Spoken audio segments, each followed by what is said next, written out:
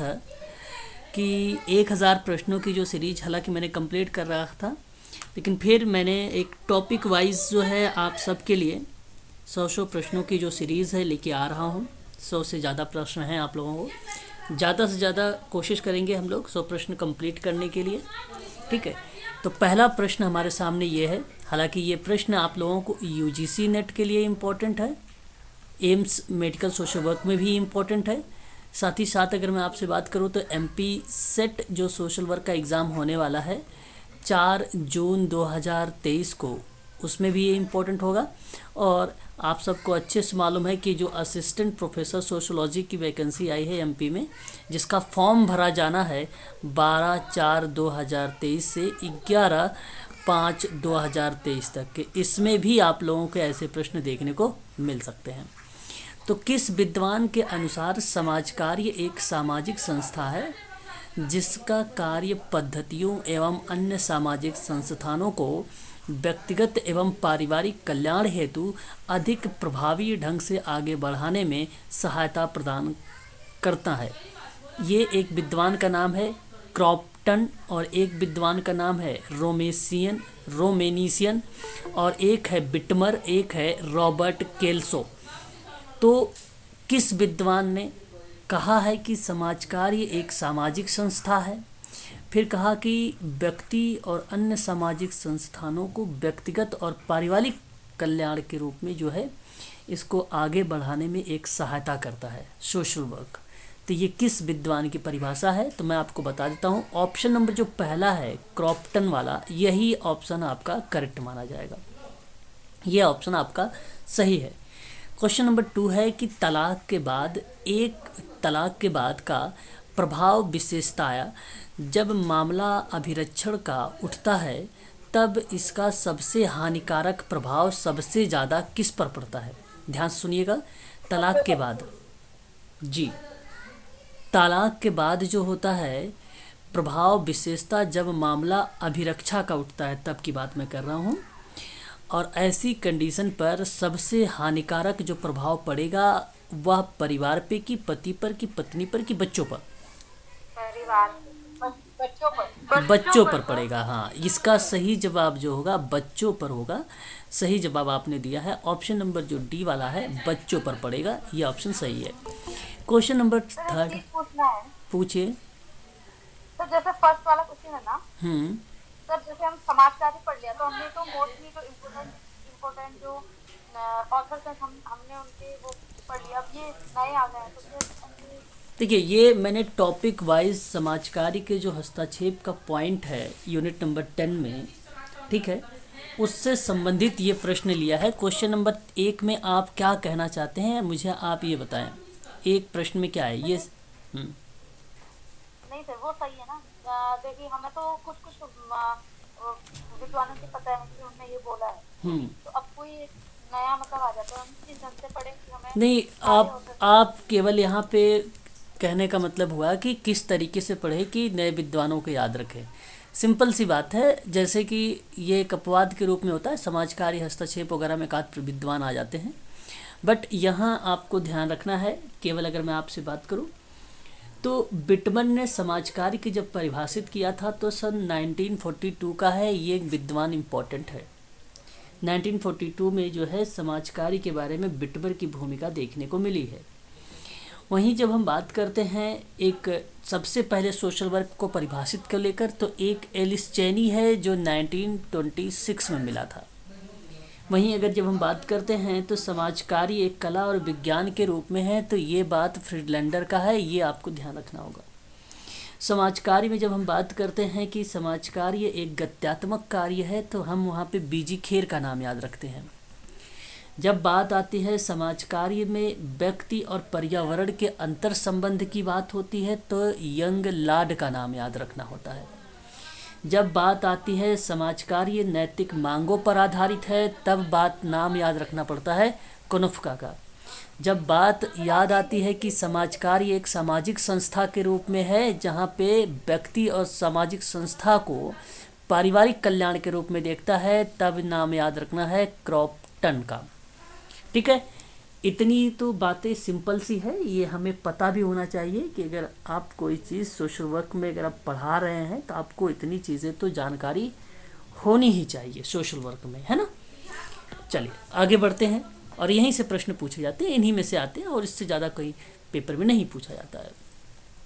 बात करते हैं क्वेश्चन नंबर 3 के बारे में कि जब किसी परिवार में अन्य मतभेदों के बीच समाजकारी को मध्यस्थता निभानी होती है तो उसे परिवार का चयन किस आधार पर होता है। देखिए, जब किसी परिवार की बात हो रही है और उत्पन्न मतभेद के बीच में, जो उत्पन्न मतभेद हुए हैं उनके बीच में मध्यस्थता निभाना है, यानी ट्रीटमेंट की प्रक्रिया करनी है, तो उस परिवार का चयन किस आधार पर होना चाहिए। तभी हो जाएगा सर, डी।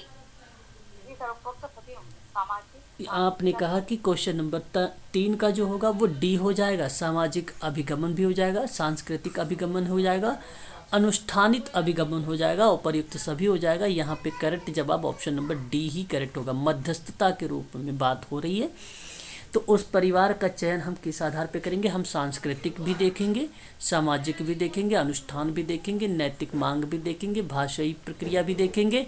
नैतिक प्रक्रिया के साथ साथ यहाँ पर जो दुविधा है उसके अंदर तर्कणा जो है उसकी प्रक्रिया को भी संचालित करेंगे। तो ये ऑप्शन नंबर डी आपने जो जवाब दिया है ये करेक्ट जवाब है।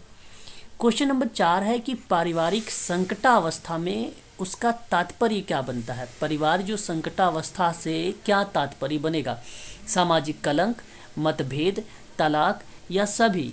इसका जवाब क्या होना चाहिए। सभी हो जाएगा, सभी हो जाएगा। क्वेश्चन नंबर 4 का भी अगेन आपका ऑप्शन नंबर डी करेक्ट हो जाएगा, और यही ऑप्शन सही रहेगा। यही ऑप्शन आपका क्वेश्चन नंबर 4 का डी वाला करेक्ट माना जाएगा, ये सत्य है। क्वेश्चन नंबर 5 की बात करेंगे हम लोग। क्वेश्चन नंबर 5 की बात करें अगर, तो समाजकारी की मध्यस्थता परिवार की किस समस्या के लिए अति आवश्यक हो जाती है। पहला ऑप्शन वैवाहिक समस्या, असहाय बुजुर्ग, और ऑप्शन सी केवल बी, ऑप्शन डी ए और बी दोनों। बताइए मध्यस्थता परिवार किस समस्या। ठीक है, यहाँ बेसिकली जब प्रश्न हमारे सामने आया है, ये प्रश्न जो है मध्यस्थता से रिलेट किया गया है, और समाज कार्य के अंदर विभिन्न परिवार निवास करते हैं और सारे परिवार एक दूसरे से अलग भी होते हैं। तो प्रत्येक परिवार अपने में असमान और विषम होते हैं, और इन्हीं कारणों से परिवार संबंधी समस्याएं भी होती हैं। तो परिवार के अंदर बहुत से मुद्दों पर पति पत्नी को वैचारिक मतभेद हो सकते हैं, और विरोध को आपसी में सुलझाने में अगर नाकाम हो सकते हैं तो पति पत्नियों के परिवारों के सामाजिक और आर्थिक और सांस्कृतिक पृष्ठभूमि भी परिवार में तनाव और विरोध का कारण बन सकता है। बात ध्यान रखिएगा, बात है ट्रीटमेंट को लेकर, यानी इस मध्यस्थता को लेकर। तो यहाँ पे जो क्वेश्चन नंबर 5 का जवाब आपने दिया है, यह वैवाहिक समस्या भी हो सकती है और असहाय बुजुर्ग भी एक प्रकार की समस्या बन सकती है। तो परिवार विघटन की स्थितियां से अगर बचना है तो ये समस्याएं हमारे सामने आती हैं। अच्छा, मैं आपको बता दूं, वैवाहिक समस्या, वैवाहिक जो असद्भाव है अथवा वैवाहिक संबंध का टूटना ही वैवाहिक समस्या है। असहाय बुजुर्ग की बात अगर हम लोग करें तो आपको भली भांति तरीके से पता है कि परिवार में दुर्व्यवहार और हिंसा, यानी परिवार में बच्चों के दुर्व्यवहार, महिलाओं के विरुद्ध परिवार हिंसा, परिवार में बुजुर्गों के साथ दुर्व्यवहार और दिव्यांग बच्चों के साथ भी परिवार में दुर्व्यवहार होता है। तो वांछित परिवार भी एक प्रकार की समस्या बन सकती है। वांछित परिवार कैसे, असहाय बच्चे हैं, असहाय किशोर है, असहाय बुजुर्ग है, तो भी वो वांछित परिवार का ही पार्ट बनता है। बच्चे जनने से संबंधित समस्याएं भी हो सकती हैं, जैसे बाझपन अथवा बिना विवाह माँ का बनना भी बच्चे जनने से संबंधित भी समस्याएं देखने को मिल सकती है परिवार की प्रक्रिया में। ठीक है, इस चीज़ को आप सभी लोग ध्यान रखेंगे। ऑप्शन नंबर डी आपका करेक्ट रहेगा। क्वेश्चन नंबर 6 हमारे सामने कि भारतीय महिलाओं का विकास एवं उनकी उन्नति समय के अनुसार आर्थिक, राजनीतिक एवं परिस्थितियों से प्रभावित हो रही है। क्या धार्मिक है, शैक्षणिक है, पारिवारिक है या व्यवहारिक है। पारिवारिक। क्वेश्चन नंबर सही जवाब ऑप्शन नंबर यहाँ पे धार्मिक करेक्ट माना जाएगा। भारतीय महिलाओं का विकास एवं उनकी उन्नति समय के अनुसार आर्थिक, राजनीतिक एवं धार्मिक परिस्थितियों से प्रभावित होती जा रही है। ऑप्शन नंबर आपका पहला वाला ही करेक्ट जवाब रहेगा, ना कि पारिवारिक सर सही ये है। किसी ऑथर के कथन है या फिर आप तथ्यपूर्ण कह रहे हैं? नहीं नहीं नहीं, ये तथ्य पर आधारित प्रश्न है, और जो कि ये किसी विद्वानों के द्वारा कहा नहीं गया है, और आपको यह पता होना चाहिए कि प्रत्येक मनुष्य समाज का एक हिस्सा है। तो उसके अंतर्गत जब हम बात करते हैं महिलाओं के पॉइंट ऑफ व्यू से, अब जरूरी ये नहीं कि केवल भारतीय महिलाओं की ही बात हो रही हो, है ना, बात किसी भी पॉइंट ऑफ, किसी भी विदेश, किसी भी देश की बात हो रही हो, तो वहाँ पे हम क्या करते हैं, समय के अनुसार आर्थिक, राजनीतिक और धार्मिक परिस्थितियों से प्रभावित होती है, ये बात सत्य है। ठीक है, यहाँ पे ऑप्शन नंबर जो है आपका पहला वाला करेक्ट रहेगा, ना कि शैक्षणिक, ना कि पारिवारिक। आप पढ़ते हैं जब कभी सामाजिक सांस्कृतिक शब्द यूज आता है साथ में, ठीक उसी प्रकार से जब धार्मिक शब्द आता है और राजनीतिक शब्द आता है तो जाहिर सी बात है आर्थिक आएगा, और अगर आर्थिक और राजनीतिक आता है तो जाहिर सी बात है धार्मिक शब्द आएगा। इस परिस्थितियों को आप ध्यान रखेंगे। क्वेश्चन नंबर 7 से 8 यानी 2 प्रश्न है। ये प्रश्नों से आप लोग रूबरू हैं कि इस टाइप के ऑप्शन जो है आते हैं 4। तो ए आर, पहला ऑप्शन कहेगा ए आर दोनों सही हैं तथा आर ए की सही व्याख्या होगी, पहला ऑप्शन कहेगा। दूसरा ऑप्शन यानी बी वाला है आर आर ए आर दोनों तो सही होंगे, परंतु आर ए की सही व्याख्या नहीं करेगा। जो ऑप्शन सी होगा ए सही होगा किंतु आर गलत होगा, और जो डी होगा वो ए गलत होगा किंतु आर सही होगा। क्वेश्चन नंबर 7 है कि विकासशील देशों में बुजुर्गों की संख्या तेजी से बढ़ रही है, विश्व में सबसे ज़्यादा बुजुर्गों की संख्या भारत और चीन में है, क्या ये बात सत्य है? नहीं सर, ये सही नहीं है। क्वेश्चन नंबर 7 की बात करें अगर हम लोग, तो यह स्टेटमेंट सत्य है सर, ये स्टेटमेंट सत्य है। भारत में तो युवाओं की संख्या ज्यादा है। नहीं, आप अगर युवाओं की बात कर रहे हैं, प्रश्न हमारे यहाँ पर सवाल जो बन रहा है विकासशील देशों में बुजुर्गों की संख्या को लेकर, साथ ही साथ यहाँ पे उनके संख्याओं में तो ये चीज़ें बढ़ रही है, ये बात सत्य है। अब ये कहना, यहाँ पे हमने केवल पॉइंट ऑफ व्यू जो रखा है, विश्व में सबसे ज़्यादा बुजुर्गों की संख्या भारत और चीन में ही है, तो विश्व में अगर हम बात करने का मतलब ये है कि उनकी अवस्थाओं की बात मैं कर रहा हूँ, ठीक है, मैं उनकी अवस्थाओं की बात कर रहा हूँ, तो यह स्टेटमेंट आपका सत्य है। आज़ादी के बाद जो है भारत में 60 वर्ष की आयु वाली संख्या जो है वो 5 करोड़। देखो ये निर्धारित समय कर दिया, जो कि ये असत्य है। हाँ, ये असत्य है क्योंकि इसने एक सर्टेन, एक निश्चित संख्या को बता रहा है, ये कहना उचित नहीं होगा और ये स्टेटमेंट असत्य है। तो मैं आपसे कहूँगा कि ऑप्शन नंबर 7वें का जो होगा वो सी वाला करेक्ट हो जाएगा। क्वेश्चन नंबर 8 की बात करेंगे कि आधुनिक समाज में युवा जो अभिमुखीकृत होता है, जहां उपयोगिता, उत्पादन क्षमता, स्वास्थ्य, स्वतंत्रता आदि व्यक्तिवादी मूल्यों की महत्व होती है। तो क्वेश्चन नंबर 8 में मैं आपसे कहूँगा कि आधुनिक समाज में युवा अभिमुक्ति होती है, ये बात सही है, और साथ ही साथ उपयोगिता है, उत्पादन क्षमता भी है, स्वास्थ्य भी है, स्वतंत्रता आदि जो है व्यक्तिवादी मूल्यों की महत्व भी देता है, इंपॉर्टेंस भी देता है, और ये स्टेटमेंट सत्य हो जाएगा। वर्तमान के समय में वृद्धों को फालतू एवं निरर्थक सम्मेलन की पद्धति बढ़ती जा रही है, और ये भी बात सही है ना, तो ये भी बात करेक्ट है। लेकिन यहाँ पर व्याख्या की अगर हम बात करें तो नहीं है, ऑप्शन नंबर आपका जो होगा वो बी वाला ऑप्शन सही चला जाएगा। क्वेश्चन नंबर 9 है, कथनों पर विचार करना है। ये प्रश्न इस टाइप से जो है एग्जाम में खूब पूछे जाते हैं। आधुनिक समय में यानी आज के समय में यह सर्वमान्य हो चुका है कि स्वास्थ्य के शारीरिक, मानसिक और सामाजिक 3 महत्वपूर्ण पक्ष हैं। क्या इस बात से सहमत हैं? बिल्कुल सहमत होना चाहिए, सत्य है। भारत में जो चिकित्सकीय समाज कार्य का प्रारंभ हुआ लेडी अल्मोनर्स के द्वारा किया गया था, और ये भी बात सत्य है, मैंने आप लोगों को पढ़ा रखा है इसके बारे में। वर्ष 1945 में स्वास्थ्य सर्वेक्षण तथा विकास समिति के प्रशिक्षित चिकित्सकीय सामाजिक कार्यकर्ता की आवश्यकता पर बल दिया गया है, और ये भी बात सत्य है। 1945 की बात मैं कर रहा हूँ, स्वास्थ्य सर्वे और विकास समिति के बारे में। तो ऑप्शन नंबर जो डी वाला होगा क्वेश्चन नंबर 9 का, ये सही चला जाएगा। क्वेश्चन नंबर बात करेंगे 10 के बारे में। सर्वप्रथम आपको यहाँ पे देखिए, ये भी प्रश्न विचार पर ही है। सर्वप्रथम स्टेला मैरिस कॉलेज में 1 वर्षीय प्रशिक्षण प्राप्त महिला चिकित्सीय सामाजिक कार्यकर्ता की नियुक्ति भी की गई थी, और ये बात सत्य है। वहीं 1962 में भारतीय समाज कार्य का पहला सम्मेलन अगर उत्पन्न होने की बात करता है तो यह स्टेटमेंट गलत है। 1962 में भारतीय समाज कार्य का पहला सम्मेलन नहीं हुआ था। नोट कर लीजिएगा ये चीज़ें फैक्ट कर आधार पे। बैकग्राउंड आवाज़ तो नहीं आ रही आप लोगों के पास? आ रही है सर। ज़्यादा मतलब डिस्टर्ब हो रहे हैं आप? नहीं सर, कोई बात ओके।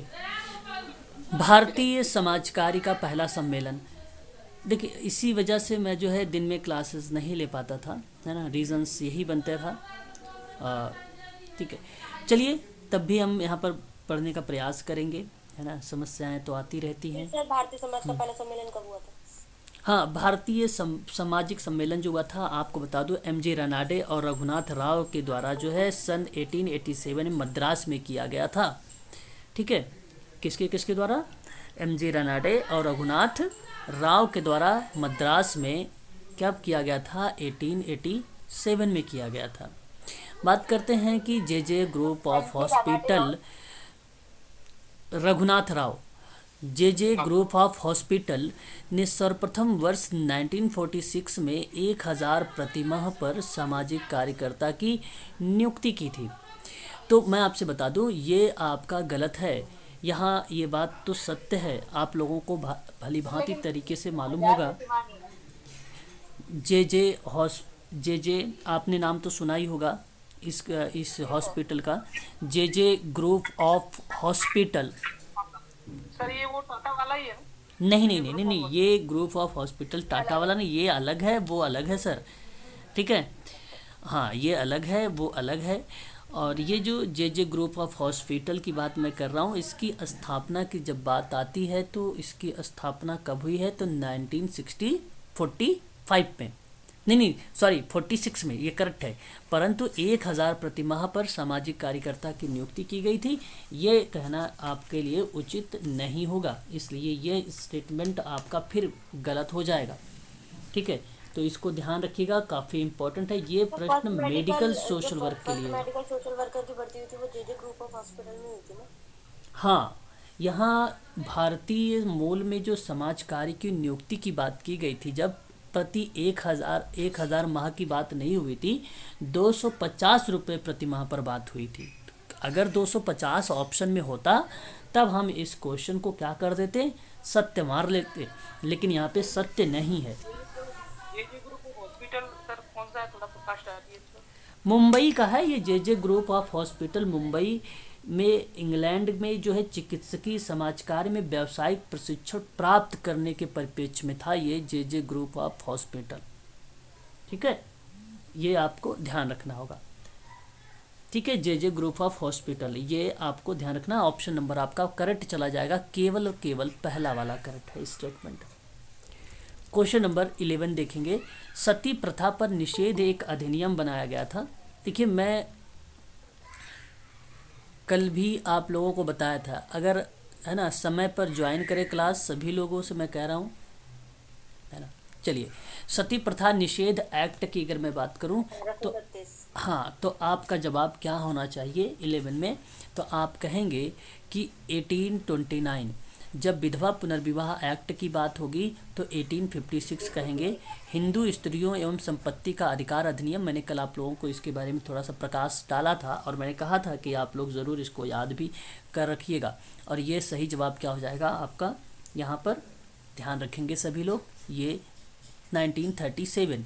भारतीय तलाक एक्ट भी याद रखना है, बहुत इंपॉर्टेंट ये है आप सबके लिए, 1869।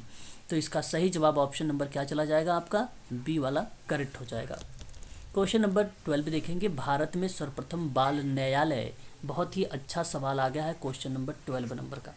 ठीक है, तो ध्यान रखेंगे ये आपका बन जाएगा कलकत्ता में 1922 का। और फ्रेंड इन नीड सोसाइटी की अगर हम लोग बात करेंगे तो बेंगलोर का है, ये 1846 बन जाएगा। डेविड सेल्सल जो है जो है आइसलाइलम मतलब ये जो है इसकी स्थापना पूना 1865 में। और लिटिल स्टर्स की बात अगर हम करें तो कलकत्ता 1882 में। राष्ट्रीय न्यास से एक एक्ट भी आया था, इसे भी आप लोग ध्यान रखिएगा, 1882 में ही इसे भी लाया गया था। ठीक है, और फ्रेंड इन नीड जो सोसाइटी रही थी वो वृद्धों और निसहाय व्यक्तियों के लिए सेवाएं उपलब्ध कराता था। बेंगलोर में 1840 में इसकी भूमिका देखने को मिली थी। 46 में बेसिकली ये जो आई फ्रेंड इन नीड सोसाइटी के रूप में उभर के सामने आ गई थी। ठीक है, ये चीज़ें आपको ध्यान रखना होगा। जो एक आध दो फैक्ट आपको मिल रहे हैं इसको ध्यान रखिएगा। क्वेश्चन नंबर नेक्स्ट बढ़ेंगे, अगला सवाल लेंगे। प्रश्न है जननांकी के संबंध में और हमें आपको इस पर करना है विचार। ठीक है, जो है इसको डेमोग्राफिकल बोला जाता है। जननांकी को जनसंख्या की विशेषताओं का अध्ययन और विश्लेषण करने वाले भूगोल के रूप में जाना जाता है। क्या यह स्टेटमेंट आपका सही रहेगा? बताएं एक बार। जी देखिए, ये स्टेटमेंट क्वेश्चन नंबर अगर 13 की मैं बात करूंगा आप लोगों से तो यह स्टेटमेंट गलत हो जाएगा, क्योंकि जननांकी का जनसंख्या की विशेषताओं का अध्ययन करता है, विश्लेषण करने वाले विज्ञान के रूप में जाना जाता है, न कि भूगोल के रूप में जाना जाता है। करेक्ट जवाब सही है। तो ये बात ध्यान रखिएगा, यह स्टेटमेंट क्या हो जाएगा? असत्य हो जाएगा। क्यों असत्य हुआ? क्योंकि ये भूगोल लिख दिया, लेकिन है किससे संबंधित? ये विज्ञान के रूप में है। इस बात को आपको ध्यान रखना है। पॉइंट नंबर 2 कि भारत में जननांकी का उद्भव वर्ष 1930 के बाद माना जाता है। मैं आपको बता दूं, यह स्टेटमेंट आपका क्या कहेगा? ये 1930 के बाद ही जाना गया था और यहाँ पर ये स्टेटमेंट आपका क्या बन जाएगा? सत्य बन जाएगा, यानी केवल दूसरा वाला सही जवाब रहेगा। दूसरा वाला आपका यहाँ पे करेक्ट जवाब रहेगा। ध्यान रखेंगे सभी लोग आप, ठीक है।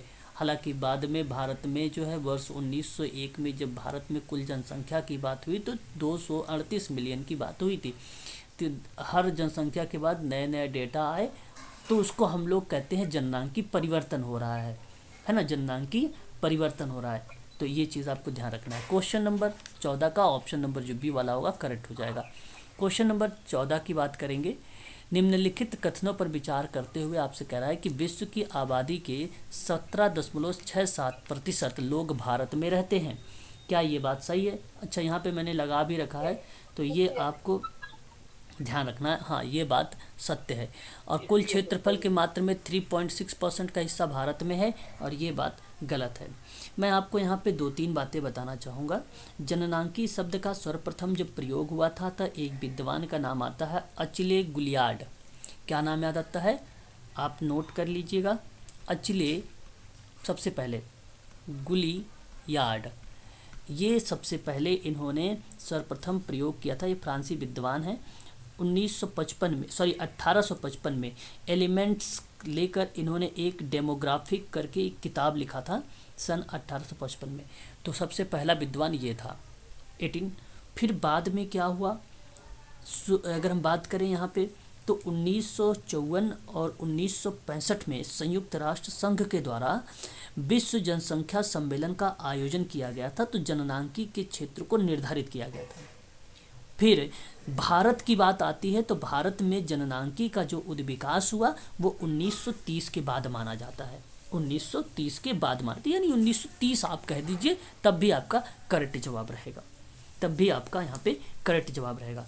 ध्यान रखिएगा कि विश्व के कुल क्षेत्रफल का जो भाव है 2.4% है, हिस्सा भारत में है, लेकिन विश्व की आबादी के 17.67% लोग भारत में रहते हैं। ये बात आप ध्यान रखेंगे। लेकिन प्रश्न यहाँ पे 3.6 की बजाय अगर मैंने 2.4 बोला होता तो क्या ये बात सत्य होती? हाँ या ना? जी सर। तब ये बात सत्य हो जाती। ठीक है, चलिए आगे बढ़ेंगे। क्वेश्चन नंबर 15 देखेंगे। व्यक्तियों की समस्याएं हल करने तथा सामाजिक संबंध सुधारने के लिए किसकी महत्वपूर्ण भूमिका होती है? सरकार की, समाज कार्य की, व्यक्ति की या उद्योग की? क्वेश्चन नंबर 15 आप बताएं। क्वेश्चन नंबर यहाँ पे अगर हम बात करेंगे 15 का ऑप्शन नंबर जो सी है समाज कार्य इज द राइट आंसर होगा। क्वेश्चन नंबर 16 प्राचीन समय में मंदिर हो गया, धर्मशाला हो गया, मठ जैसी संस्थाएं किसके प्रमुख केंद्र में हैं? तो ये समाज सेवा के रूप में है। ऑप्शन नंबर पहला करेक्ट हो जाएगा। बात करेंगे 17 के बारे में। किस शताब्दी में राजा राम मोहन राय ने भारत की पुरानी प्रथाओं में सुधार लाने का प्रयास किया था? तो वो शताब्दी कौन सी थी? क्वेश्चन नंबर 17 तो 18वीं शताब्दी के अंत में थी, ठीक है, और 19वीं शताब्दी की शुरुआत में थी। परंतु यह सही जवाब हो जाएगा, ऑप्शन नंबर बी वाला करेक्ट मान लिया जाएगा। ठीक है, ध्यान रखिएगा। आधुनिक काल में महिलाओं की स्थितियों को जो सुधारने के लिए 2 दो भागों में डिवाइड किया गया था। एक भाग बनाया गया था स्वतंत्रता प्राप्ति से पहले की स्थिति और एक भाग बनाया गया था स्वतंत्रता प्राप्ति के बाद की महिलाओं की स्थिति बताई गई थी। तो दो तरीके से हमें पढ़ने को मिलता है, ध्यान रखेंगे इसके बारे में थोड़ा सा। क्वेश्चन नंबर 18, 19 दो ऐसे प्रश्न फिर मिलने वाले हैं जहाँ पर व्याख्या को लेकर बात होने वाली है। 18, 19 है ना। देखिए, हिंदू समाज में वैदिक काल में स्त्रियों की स्थिति जो है अत्यंत उन्नत अवस्था में थी। उन्हें समाज तथा परिवार में महत्वपूर्ण स्थान प्राप्त था। क्या ये बात कहना उचित रहेगा? क्वेश्चन नंबर 18 का बताइए। यहाँ पर ये कहना सही है, गलत नहीं है, सही है कि भाई वैदिक काल में स्त्रियों की स्थिति जो है अत्यंत उन्नत अवस्था में थी। उन्हें समाज तथा परिवार की महत्वपूर्ण स्थान प्राप्त भी था। ऐसी बात नहीं थी वैदिक काल में हिंदू समाज में, क्योंकि महिलाओं को वैदिक काल में जो है अर्धांगिनी का दर्जा प्राप्त था। क्योंकि तो क्या आप यहाँ पे ये स्टेटमेंट सही है? ठीक है, तो क्या आप यहाँ पर व्याख्या कहना उचित समझेंगे? बिल्कुल व्याख्या होगी। ऑप्शन नंबर 18 का जो होगा वो पहला वाला करेक्ट हो जाएगा। क्वेश्चन नंबर 19 है कि सतपथ ब्राह्मण में स्त्री और पुरुषों से उच्च माना जाता है। क्वेश्चन नंबर 18 आपके सामने, 19 नंबर का सवाल। मैं आपसे कहूँगा कि जो सतपथ ब्राह्मण है उनमें स्त्री पुरुष को उच्च माना गया था, ये कहना गलत है। और पुरुष स्त्री के बिना पुरुषार्थ, धर्म, अर्थ, काम तथा मोक्ष की प्राप्ति नहीं कर सकता है। स्त्री पुरुष के बिना कैसे गलत है? कैसे स्त्री पुरुष जो है, पुरुष जो है स्त्री के बिना पुरुषार्थ की प्राप्ति नहीं कर सकता।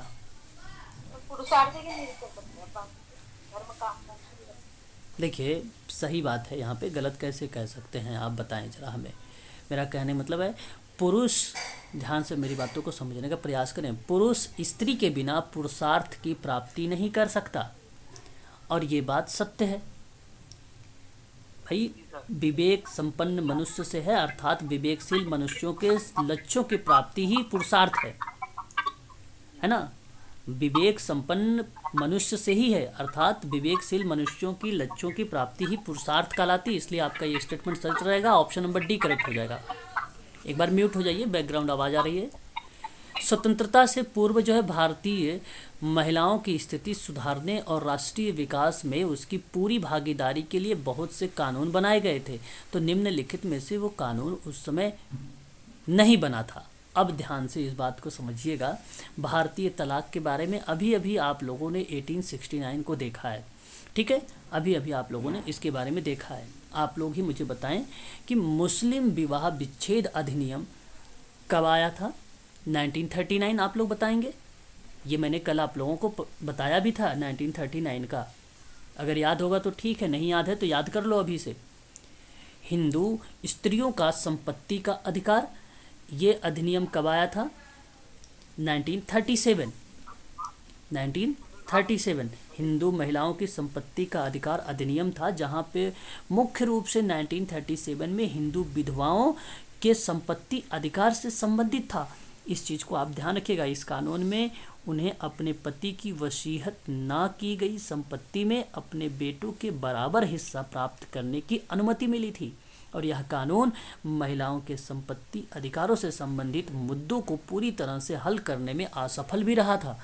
वहीं अगर हम बात करें मुस्लिम स्त्रियों की संपत्ति का अधिकार अधिनियम, तो आप इसे भी ध्यान रखेंगे। ये भी पेपर में अधिकार के संबंध में ही एक एक्ट बनाया गया था। यहाँ पे बेसिकली अगर कोई महिला, ठीक है, तलाकशुदा हो जाती है या फिर विधवा हो जाती है, तो अपने बच्चों की देखभाल करने के लिए उसे संपत्ति के 8वें हिस्से के अधिकार के अंतर्गत माना जाएगा। परंतु जब हम इसके एक्ट के रूप में बात करते हैं तो यहाँ पे, या उसके अधिकार के रूप में बात करते हैं तो यहाँ पर क्या ईयर्स लगाएंगे? पता है? नहीं पता तो कोई बात नहीं, हम आपको बताएंगे।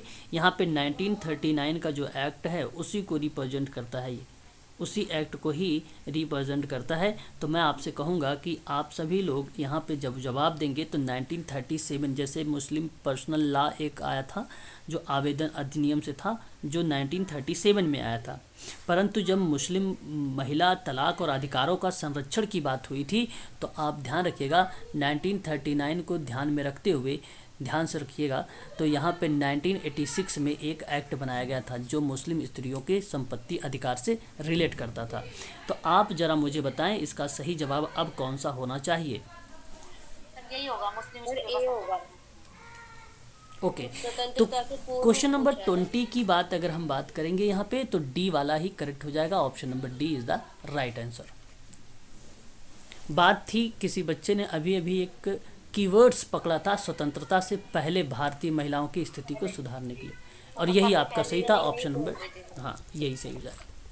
क्वेश्चन नंबर 21 की बात करेंगे। संगठित क्षेत्र में कार्यरत महिलाओं के लिए मातृत्व लाभ अधिनियम कब पारित हुआ था, जिसमें 3 महीने अथवा उससे अधिक समय का गर्भ धारण करने वाली महिलाओं को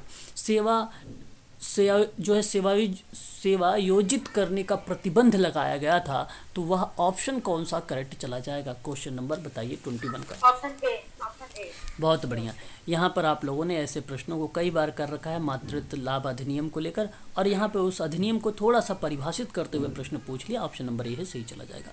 क्वेश्चन नंबर 22 की हिंदू विवाह अधिनियम 1955 और भारतीय ईसाई अधिनियम 1872 में पुरुषों के विवाह के लिए न्यूनतम जो आयु रखी गई थी वह वर्ष था 21 वर्ष। ऑप्शन नंबर डी करेक्ट हो जाएगा यहाँ पर। ठीक है, क्वेश्चन नंबर 23 और 24 देखिए। प्रश्न आपके सामने है कि औद्योगिकरण, नगरीकरण और सामाजिक गतिशीलता के कारण युवकों के दृष्टिकोण में काफ़ी बदलाव आया है। तो आप क्या कहना चाहेंगे? सत्य बात है ये। और वर्तमान आधुनिक समय में युवाओं का दृष्टिकोण व्यक्तिवादी बनता जा रहा है, और ये भी बात सत्य है। और ये भी बात सत्य है। तो ये व्यक्तिकरण जो अगर यहाँ पे व्यक्तिवादी बनता जा रहा है तो रीज़न क्या यहाँ पे औद्योगिकीकरण और नगरीकरण और सामाजिक गतिशीलता है?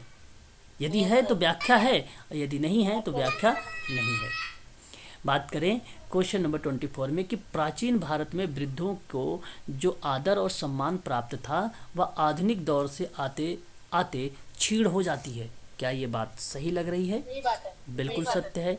फिर कह रहा भारत में सामाजिक सुरक्षा की योजनाएं बहुत कम है, और ये भी बात सत्य है। क्या ये रीज़न आपको दिखाई दे रहा है कि कारण यही है क्षीण होने का कि जो योजनाएं कम हैं? सर। बिल्कुल। तो मैं आपसे कहूँगा कि 24 का भी ऑप्शन नंबर क्या जाएगा? ए वाला ही करेक्ट हो जाएगा। क्वेश्चन नंबर 25 की बात करेंगे। विचार करना है आपको कि समाज कार्य के अंतर्गत समूह कार्यकर्ता जो होता है वो वृद्धों और बुजुर्गों के लिए कार्य करता है। क्या ये बात सही है? बताइए।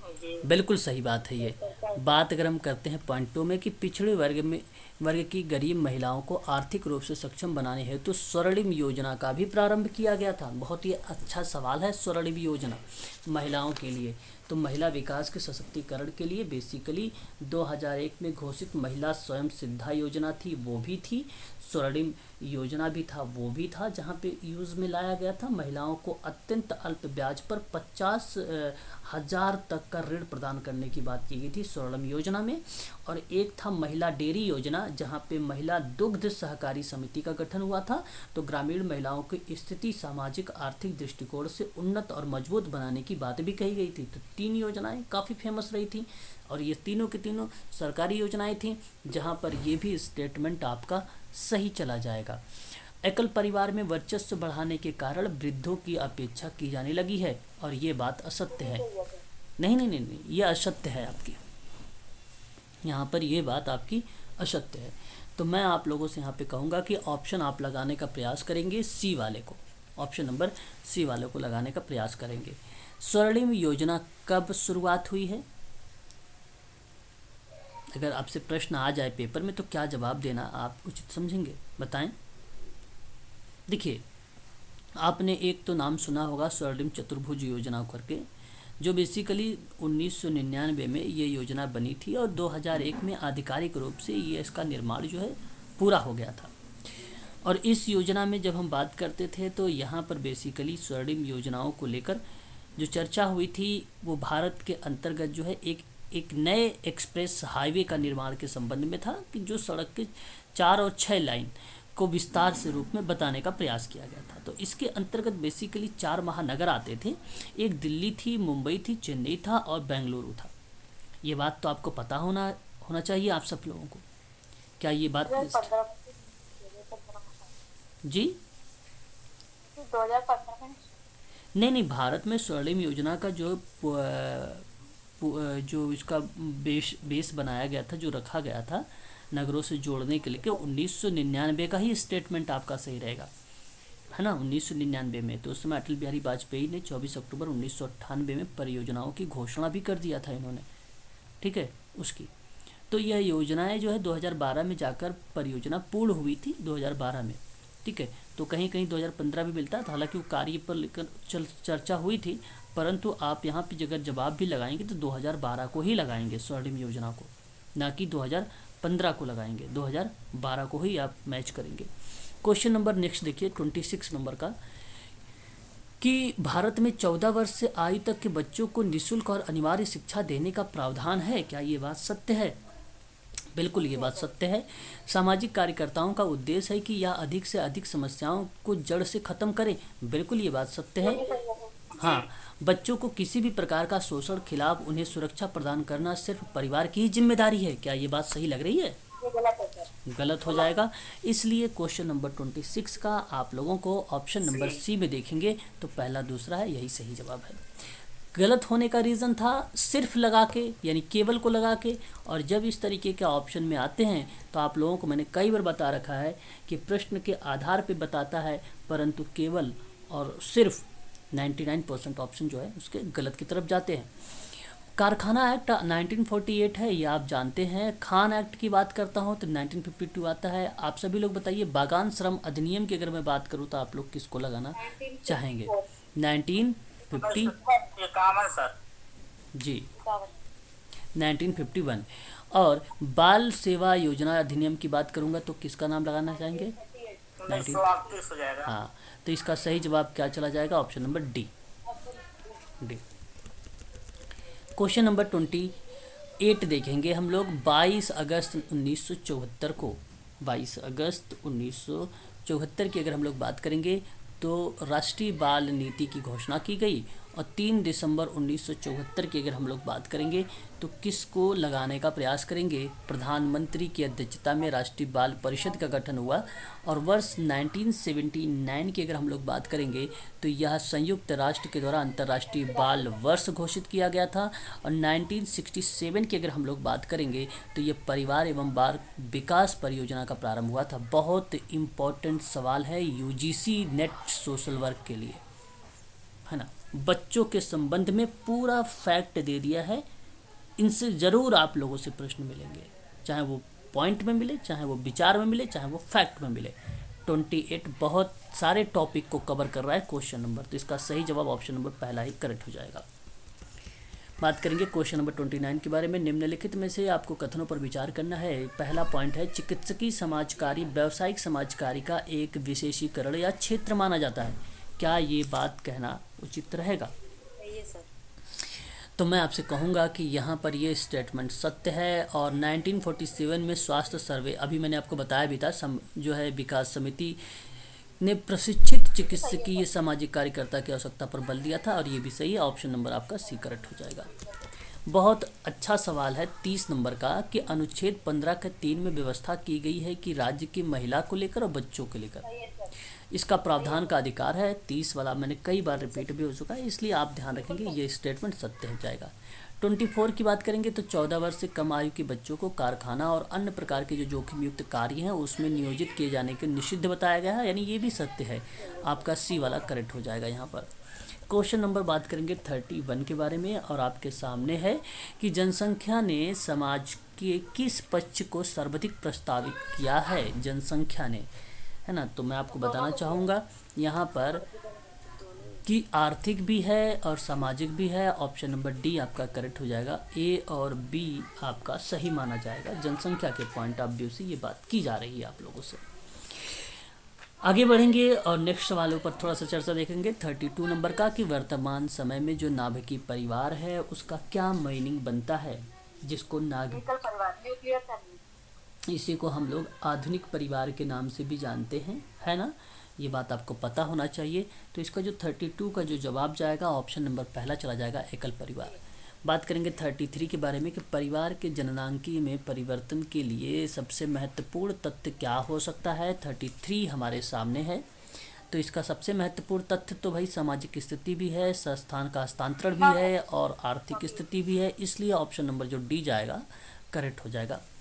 क्वेश्चन नंबर 34 है, बहुत ही अच्छा सवाल है और आपको बताना है कि इसमें से सही कौन सा नहीं है, सही कौन सा नहीं है, ये आपको चुनाव करना है। 34 में आपको अच्छे से मालूम होगा कि ये तो 1945 में स्थापना हुई, TISS की बात करते हैं तो ये भी इम्पोर्टेंट हुआ।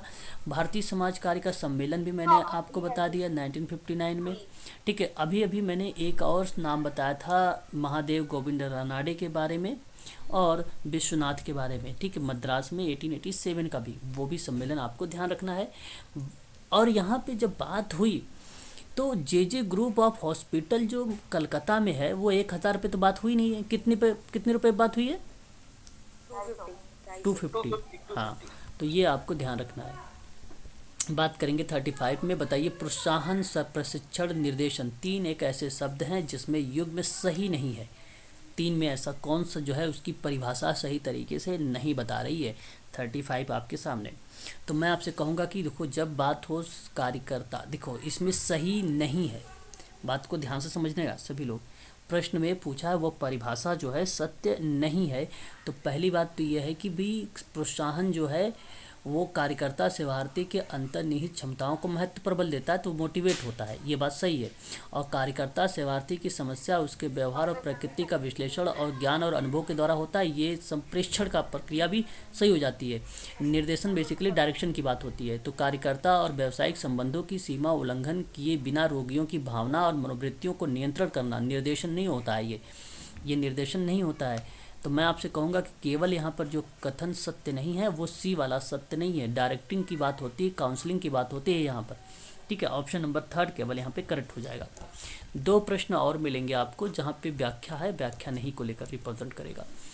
वृद्धावस्था न केवल जैविक बल्कि सांस्कृतिक प्रक्रिया है। भौतिक सामाजिक भावनात्मक परिवर्तन के कारण परिवार तथा पड़ोस के साथ तालमेल होना ज़रूरी होता है। क्या ये बात सही है? ये स्टेटमेंट सत्य है। और वृद्धों के रचनात्मक कार्यों के पर्याप्त व्यवस्था नहीं होती है, यह प्रायः एकाकीपन की समस्या से ग्रसित है, ये भी सत्य है। और मैं आपको बता दूं यहाँ पर व्याख्या भी है, इसलिए पहला ऑप्शन करेक्ट हो जाएगा। बात करेंगे 37 के बारे में कि आज देश के हजारों लाखों युवाओं में असंतोष और आक्रोश की भावना भड़क रही है। क्या ये बात सही है? बिल्कुल सत्य है, बिल्कुल सत्य है। और 21वीं सदी में भारत के युवाओं को सामाजिक स्थिति काफ़ी सुदृढ़ हुई है। कहाँ सुदृढ़ हुई है? असत्य हो गया ये सुदृढ़ हुआ ही नहीं है, इसलिए ऑप्शन नंबर आपका सी वाला करेक्ट हो जाएगा। अप्लाइड टाइप का प्रश्न था, हो सकता है 2023 में आप लोगों को मार्च में दिख जाए। क्वेश्चन नंबर 38 विचार करना है। वर्तमान समय में परिवारों में मतभेद और तलाक की संख्या लगातार बढ़ रही है। क्या ये बात सही है? ये बात सत्य है। और संयुक्त परिवार विघटित होकर एकल परिवार में बंटते जा रहे हैं। क्या ये बात सत्य है? चलिए क्वेश्चन नंबर अगर हम बात कर रहे हैं 38 के बारे में, तो ये भी बात आप लोगों का सत्य जा रहा है। एकल परिवार में सदस्यों के बीच आपसी विश्वास अत्यधिक बढ़ रहा है। कहाँ बढ़ा? अगर अत्यधिक तो फिर ऑप्शन नंबर आपका सी सही हो जाएगा। निम्नलिखित में फिर विचार करना है कि परिवारों में मतभेद सबसे अधिक प्रभाव बच्चों पर पड़ता है। बिल्कुल करेक्ट हो जाएगा ये। और संयुक्त परिवार में परिवारों की सदस्यों की उपेक्षा होती है। संयुक्त परिवार में परिवारों की सदस्यों की उपेक्षा होती है। 39 क्या कहना उससे समझे के? संयुक्त परिवार में सदस्यों की उपेक्षा होती है, चलो सत्य है ये। और एकल परिवार में समाज के विकास में गति प्रदान करता है। एकल परिवार समाज के विकास में नहीं करता है, असत्य है। 1 और 2 देखिए यहाँ पे जनगणना के आधार पे है कि भाई ये 1971 है, 1981 है, 1991 है और 2011 है। सबसे ज़्यादा इम्पोर्टेंट यही है 2011 का। तो 40 नंबर का सवाल हमारे सामने है, इसका सही जवाब आपको बताना है कि क्या जाएगा। 19 अगर हम बात करते हैं तो ये आपका जाएगा 4 और 1981 की अगर हम बात करेंगे तो ये 25 और 1991 की अगर हम लोग बात करेंगे तो 39.42 साक्षर महिला की बात हो रही है।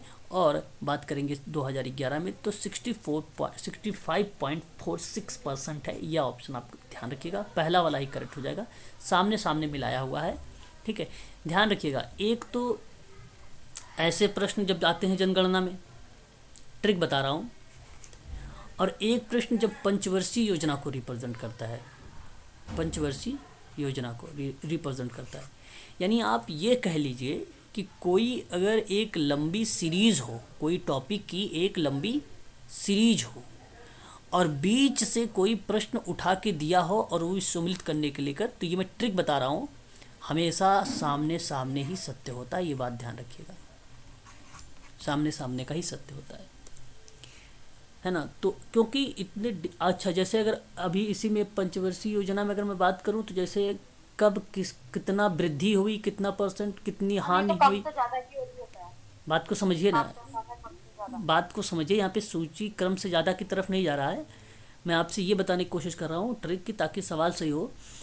जब जैसे मैंने कहा कि किसी पंचवर्षीय योजना में कितना वृद्धि हुआ, कितना परसेंट, तो इस टाइप के प्रश्न आते हैं तो भी आपका आमने सामने ही मैच होता है, और ये सम्मिलित में आता है। और सम्मिलित कभी कभी, इसमें हमेशा मैं ट्रिक बता रहा हूँ, ये सामने सामने ही मैच होता है, ध्यान रखिएगा, ये ट्रिक है ना। 41, तो विश्व जनसंख्या सम्मेलन का आयोजन, ठीक है, विश्व जनसंख्या सम्मेलन का आयोजन तो कब हुआ था, तो ये बताइएगा। संयुक्त राष्ट्र संघ जो है 1954 और 65 में। जननांकी का जो अनुपात है, जननांकी का जो अनुपात है, तो क्या कहना समझेंगे आप अनुपात में? ओके, यहाँ पे आप जब लगाएंगे तो ये आपका जॉन गॉल्ट हो जाएंगे। जननांकी शब्द का सर्वप्रथम प्रयोग शायद आप लोगों ने अभी देखा है, हाँ, गुलियार्ड। और भारत में जो है जननांकी का जो विकास, ये भी आपने देखा है वर्ष 1930 के बाद। तो ऑप्शन नंबर बी आपका करेक्ट हो जाएगा। क्वेश्चन नंबर 42 में यहाँ पे आप देखेंगे तो ऑप्शन भी लग चुका है, बट आप ध्यान से दीजिएगा कि भारत में सर्वप्रथम उत्तर प्रदेश में वृद्धावस्था पेंशन योजना लागू की गई थी। क्या ये बात सही है? भारत में सर्वप्रथम उत्तर प्रदेश में वृद्धावस्था पेंशन योजना लागू की गई, और ये स्टेटमेंट आपका सही है, याद रखेंगे। और ये प्रक्रियाएं बेसिकली क्या होती है कि बढ़ती रहती है, बदलती रहती है, चेंज होता रहता है। और ये बात आपको बता दूं, वरिष्ठ नागरिकों के लाभ को लेकर वृद्धावस्था पेंशन के अंतर्गत जो है ये प्रक्रियाएं चलाई गई थी। तो 22 दिसंबर 2003 के तहत जो है सरकार ने कर्मचारियों के लिए राष्ट्रीय पेंशन प्रणाली की शुरुआत की थी, और ये बात सत्य है, इसलिए आपका ये स्टेटमेंट करेक्ट हो जाएगा। सन 1990 में इस योजना के अंतर्गत देय राशि 100 रुपये से बढ़ाकर 500 रुपये कर दी गई थी। यह स्टेटमेंट 1990 की नहीं है और ये गलत स्टेटमेंट है, ये गलत स्टेटमेंट है, इसलिए आपका सही जवाब जाएगा ऑप्शन नंबर केवल पहले वाला का। वर्ष निम्नलिखित में से कथनों पर विचार करना है कि वर्ष 1991 में सरकार ने युवा नीति की घोषणा करके उसके अनुसार भारत में युवाओं में भारत के ऐतिहासिक और सांस्कृतिक विरासत के प्रति जागरूकता का संवर्धन किया है। क्या यह कहना उचित रहेगा? क्वेश्चन नंबर 43 हमारे सामने। बिल्कुल, ये स्टेटमेंट सत्य है। फिर युवाओं को अधिक से अधिक शिक्षित करना ताकि उनका बहुमुखी या चहुमुखी व्यक्तित्व का विकास हो सके या संभव हो सके, और ये बात भी सही है, ऑप्शन नंबर आपका सी करेक्ट हो जाएगा। वर्तमान में भारत में महिलाओं की कुल संख्या लगभग कितनी है? ध्यान से समझिएगा, बहुत ही अच्छा सवाल है। वर्तमान भारत में महिलाओं की कुल संख्या कितनी है? ध्यान देंगे आप सभी लोग। 2000 हालांकि अभी 21 में एक ताज़ा सर्वे के अकॉर्डिंग बात अगर हम लोग करें, 1000 पुरुषों पर 1020 महिला, है ना, 1000 पुरुषों पर 1020 महिला की बात हम कर रहे हैं आप लोगों से। ये ताज़ा आप लोगों के लिए है। नेशनल फैमिली हेल्थ सर्वे के अकॉर्डिंग 2021 के अकॉर्डिंग मैं बात कर रहा हूँ, ये वर्तमान की बात कर रहा हूँ। 1000 पुरुषों पर 1020 महिला पर जिक्र किया गया है। और अगर हम बात करें गांव में तो 1000 पुरुषों पर 1037 महिलाओं की बात की गई है, ये मैं गांव की बात कर रहा हूँ। जब मैं बात करता हूँ शहर की तरफ में तो वहाँ पर 985 महिला के बारे में बात होती है, 485 महिला के बारे में बात होती है। कुल टोटल की अगर मैं यहाँ पर बात करूँ, क्वेश्चन नंबर 40, 59 करोड़। कौन सा क्वेश्चन था? वर्तमान में कुल 44 क्या कहे? 44 नंबर है सर। ओके ओके, नहीं क्या कह रहे हैं मैडम, क्या कह रही, मैं ये कह रहा हूँ, क्या कह रहे हैं आप? 59 करोड़। 59 करोड़, ठीक है भाई, जो फैक्ट बता रहा हूँ वो भी तो ध्यान से सुनो। मैं बोलता रहता हूँ, आप लोग भी बीच बीच में बोलते रहते हैं, तो वो चीज़ें नहीं, जो मैं फैक्ट बता रहा हूँ उसको भी ध्यान रखने का प्रयास करो, है ना। क्वेश्चन नंबर देखिए 44, वर्ष 2011 में जनगणना के अनुसार भारत में साक्षर महिलाओं की संख्या कितनी रही, बताइए। अभी मैंने लास्ट में करवाया है 65.46, यही अभी लास्ट वाले क्वेश्चन में करवाया था कि नहीं करवाया था, बताइए। करवाया था ना। ये स्टेटमेंट आपको सही ध्यान में रखना होगा। वहीं अगर हम लोग बात करते हैं तो अगर हमारे सामने जब आता है सवाल 46 की आर्थिक जनगणना 2005 के अनुसार ग्रामीण क्षेत्रों में रोजगार के लेकर भागीदारी कर रही महिलाओं की संख्या कितनी रही है, तो 24.3% रही है। ये आपको ध्यान रखना है, ठीक है, ये आपको ध्यान रखना है। तो इतनी सारी चीज़ें हैं, आपको इन सभी पर फोकस करके रखना है, ठीक है। चलिए आगे बढ़ेंगे। मैं आपको बता दूं कि जो national family and health survey है, इसके बारे में थोड़ा सा ध्यान रख के जाइएगा। 2023 में हो सकता है ये प्रश्न आप लोगों से बनाए, इसलिए मैं आपसे कह रहा हूँ इसको ज़रूर ध्यान में रखिएगा, नोट कर लीजिएगा सभी लोग। नेशनल, ठीक है, नेशनल फैमिली हेल्थ सर्वे 2021 बहुत इम्पोर्टेंट पॉइंट है, इसको आप ज़रूर पढ़ के जाइएगा, 2 नंबर आपको देगा ये टॉपिक, ठीक है। बढ़ेंगे नेक्स्ट सवाल के बारे में। कह रहा है पहला पॉइंट यहाँ पर 2 क्वेश्चन है 47-48 का नंबर का। मध्यकालीन युग जो है महिलाओं की स्थिति के लिए भारतीय संस्कृति का काला धब्बा बन गया है, क्या ये बात सही है? क्वेश्चन नंबर 47 आपके सामने है। बिल्कुल सत्य है, गलत नहीं है। और इस काल की स्थिति में इस सीमा तक गिर गई है कि महिलाएं उपभोग की एक वस्तु बनकर रह गई हैं, और ये भी सत्य बात है। हाँ, अब यहाँ पर बात आ रही व्याख्या है या नहीं है। मध्यकालीन की ये बात है बेसिकली, और यहाँ पे स्थिति के सीमा गिरने की पॉइंट ऑफ व्यू में बात है, परंतु यहाँ पर व्याख्या नहीं होगा। तो मैं आपसे कहूँगा कि जो 47 वाला होगा, एक मिनट, मध्य युग में महिलाओं की स्थिति के लिए भारतीय संस्कृति जो है काला धब्बा बन गई, और इसी स्थिति में गिरकर वो महिलाएं कुछ तो, हाँ सत्य है, ऑप्शन नंबर ए करेक्ट हो जाएगा, यहाँ पर व्याख्या माना जाएगा, ठीक है, ऑप्शन ए करेक्ट रहेगा। अंग्रेजी शासनकाल में स्त्री की स्थिति में सुधार होना प्रारंभ हुआ था, अंग्रेजी शासनकाल में, क्या ये बात सही है? सही है।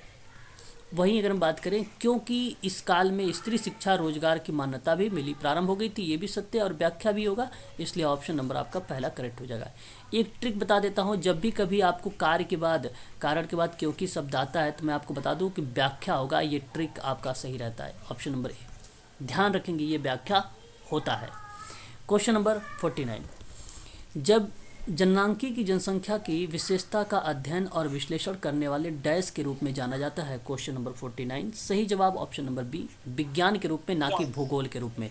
अभी आप लोगों ने एक प्रश्न देखा था जहाँ पे भूगोल लिख दिया था, है ना, तो इसका आपका गलत हो जाएगा, ऑप्शन नंबर आपका विज्ञान सही हो जाएगा। जननांकी वह विज्ञान है जो मनुष्यों की संख्या के बारे में अध्ययन करता है, और आप ये ध्यान रखिएगा, बहुत ही इम्पोर्टेंट है, इससे प्रश्न हम लोगों से पेपर में देखने को मिल सकता है ना। अलीचे जो है गुलियार्ड, है ना, गुलियार्ड इन्हीं ने बताया मनुष्यों की संख्या के बारे में। तो जननांकी एक नया विज्ञान है जिसका निरंतर विकास होता रहा है, समाज में बदलाव के साथ साथ उसके नित्य नई विषय सामग्री का समावेश विद्वानों द्वारा निरंतर किया जा रहा है। तो समाजशास्त्री जननांकी को जनसंख्या का समाजशास्त्र कहकर इसे परिभाषित भी किया गया है, इसलिए गुलियार्ड यहाँ पे करेक्ट जवाब होंगे। 51, विश्व में आबादी के लगभग कितने प्रतिशत लोग भारत में रहते हैं? बहुत ही अच्छा सवाल, ऑप्शन नंबर यहाँ पे लगाया भी गया है 17.64। 52 और 53 दो प्रश्न और आ गए हैं। 52 देखेंगे कि भारत की जनसंख्या पर जननांकी सिद्धांत बहुत ही धीमी गति पर या धीमी गति से लागू है। 52 क्या कहना उचित समझेंगे? बिल्कुल सत्य बात है ये, और फिर जिसके कारण भारत की जनसंख्या प्रतिकूल प्रभाव पड़ रहा है, नो, ये असत्य बात है। मैं आपसे कहूँगा कि यहाँ पर ए सही है और आर गलत है। 52 वाले का आप सी को लगा के आइए, यही सही माना जाएगा। 53, सामाजिक जननांगी परिवर्तन में परिवार के ढांचे और परिवार सामाजिक स्थितियों में काफ़ी बदलाव हुआ है, स्थितियों में काफ़ी बदलाव हुआ है। तो मैं आपसे कहूँगा कि यह स्टेटमेंट सत्य है। और जहाँ संयुक्त परिवार की 3 पीढ़ी की छत के नीचे इकट्ठी रहती है, उस संयुक्त परिवार की जगह एकल परिवार ले ली रही है। और ये भी बात सही है, और ये भी बात सही है। और यहाँ पे जो है एक प्रकार से अगर मैं बात करूँ जननांगी परिवर्तन परिवार की स्ट्रक्चर को बता रहा है, तो इसलिए मैं कहूँगा इसकी व्याख्या भी हो रही है, पहला करेक्ट हो जाएगा। 54 पे विचार करिए आप लोग। 21वीं सदी में भारत में हजारों लाखों युवकों में असंतोष की भावना भड़क रही है, क्या ये बात सही है? सही है। ये स्टेटमेंट आपका सही है।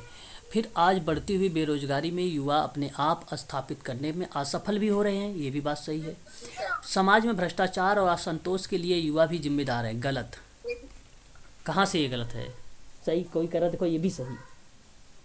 अरे ये गलत है भाई, युवा थोड़ी ना जिम्मेदार है भ्रष्टाचार असंतोष का, तो इसलिए ऑप्शन नंबर सी करेक्ट हो जाएगा। क्वेश्चन नंबर 55, औद्योगिकीकरण और नगरीकरण के चलते बहुत से ही युवक गांव के शहरों की ओर पलायन कर रहे हैं, क्या ये बात सही लग रही है? हाँ, ये आपका स्टेटमेंट सही है। उच्च शिक्षा और रोजगार का चाहत में युवाओं की संख्या शहरों में बढ़ रही है, ये भी बात ठीक है। गाँव की बिगड़ती हुई सामाजिक स्थिति ने युवाओं को शहरों की ओर पलायन करने की भूमिका निभा रही है, ये भी बात सही है। तो करेक्ट सभी हो जाएंगे ना यहाँ पे, तो बोलिए। आगे अगर हम बात करते हैं, क्वेश्चन नंबर हमारे सामने है 56 नंबर का सवाल है, और अच्छा सवाल है। ऐसे प्रश्नों को आप ध्यान रखेंगे, क्योंकि ये एक अपवाद के रूप में आता है कि ऐसे ऐसे प्रश्न हमें देखने को मिल जाते हैं, परंतु आप इसको समझने का प्रयास करिएगा। अगर मैं बात करता हूँ हजले फेडरिक्सन के बारे में, हेडले जो फेडरिक्सन महोदय हैं, इनकी स्टेटमेंट बाल विकास के एक हाथ में बाजे के गुण रखने वाला शब्द होता है, ये इन्होंने बताया है। डेविड फैंसेल के बारे में बात अगर हम करें तो इनका कहना है कि बाल विकास विभिन्न प्रकार के राष्ट्रीय, प्रादेशिक तथा स्थानीय स्तर पर बच्चों को स्वास्थ्य विकास के प्रयासों को संदर्भित करता है। स्मिथ की बात अगर हम लोग करें तो स्मिथ महोदय कहते हैं कि बाल विकास का क्षेत्र जो होगा बच्चों के विकास को सुरक्षित और प्रोत्साहन करने वाली एक विशिष्ट प्रकार की सेवाओं का श्रृंखला आती है। वहीं अगर हम बात करते हैं फ्रेडेली क्वाडेरी के बारे में, तो इनका कहना है कि बाल विकास जो सरकारी और गैर सरकारी संस्थानों के माध्यम से पूरक सहायता तथा सेवाओं द्वारा बच्चों की भलाई में वृद्धि की बात करते हैं, और ये आपका करेक्ट हो जाएगा। अगर हम बात करें तो ऑप्शन नंबर देखेंगे 2, 1, 3, 4, ठीक है, तो ऑप्शन नंबर पहला ही करेक्ट हो जाएगा, सॉरी बी वाला करेक्ट हो जाएगा। क्वेश्चन नंबर 57 है, इम्पॉर्टेंट है, आप लोगों को पता है। 15 का 3 आप क्या कहना उचित समझेंगे? क्या जहाँ पे बच्चों और महिलाओं का विशेष प्रावधान की बात होगी ये करेक्ट रहेगा? ओके।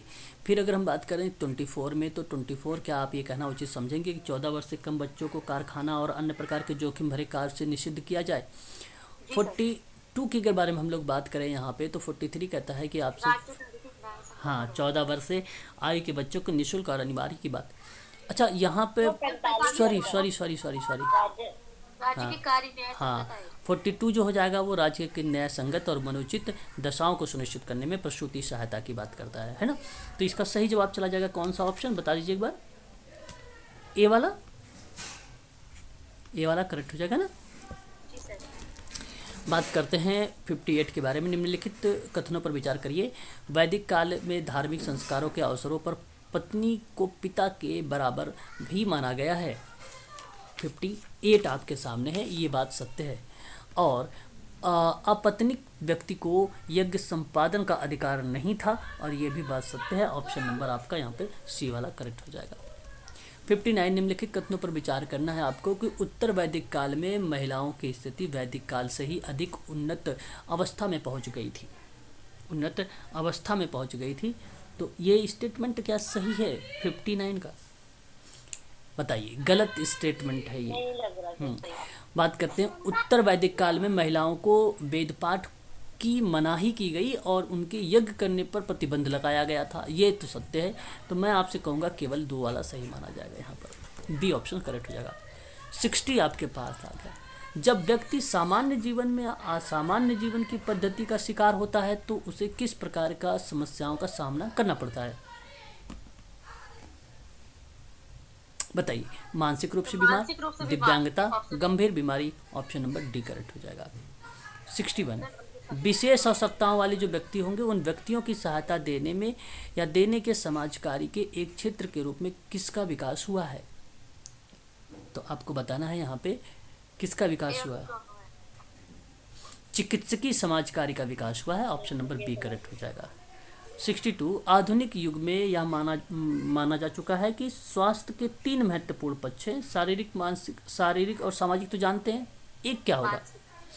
मानसिक कहाँ से होगा, आर्थिक होगा कि सांस्कृतिक होगा? 62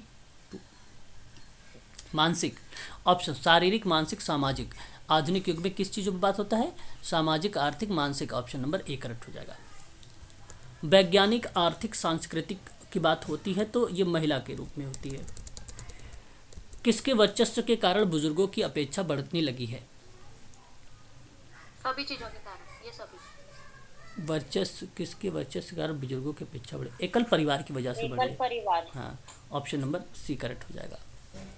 भारत में आज़ादी के समय 60 वर्ष की आयु से अधिक आयु वाली आबादी लगभग डैश थी।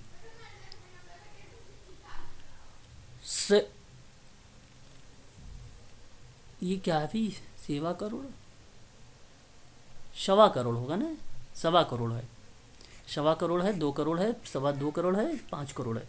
भारत में आज़ादी के समय 60 वर्ष से अधिक आयु वाले जो आज़ादी लगभग थी वो 2.25 करोड़। ऑप्शन नंबर 64 का ए वाला करेक्ट कर लीजिए। 65 देख लीजिए एक बार कि 1840 में बुजुर्गों की सेवा के लिए फ्रेंड इन नीड सोसाइटी की स्थापना कहाँ हुई है? बस बेंगलोर। तो आज के लिए बस 65 ही क्वेश्चन आप लोग रखिए, ठीक है ना। बाकी बाद में जो है क्वेश्चन हम लोग कवर करेंगे, और भी चीज़ें रहेंगी कल कर लेंगे। शाम को क्लासेस होगी 6:30 पर, आप सभी लोग ज्वाइन करिएगा उसे, ठीक है ना। ठीक है सर। Okay okay sir.